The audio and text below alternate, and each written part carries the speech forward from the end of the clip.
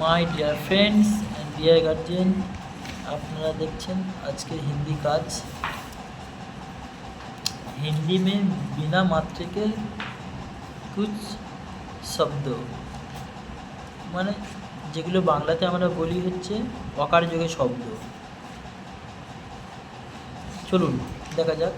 প্রথমে দেওয়া আছে দেখুন কল, তারপর দেওয়া আছে দেখুন ঘর, ঘর, তারপরে খল, খল খল, তারপর হচ্ছে দেওয়া আছে জল, বর্গিন জল জল, তারপরে দেওয়া আছে দেখুন মগ, মগ, তারপর দেওয়া আছে বাস, বদন্তস্ব, তারপরে দেখুন ওগুলো সব আগেরগুলো সব দু বর্ণে ছটি হয়েছে, এবার দেখুন তিন বর্ণে মটর, তারপরে দেখুন নয়ন, তারপরে দেখুন পবন,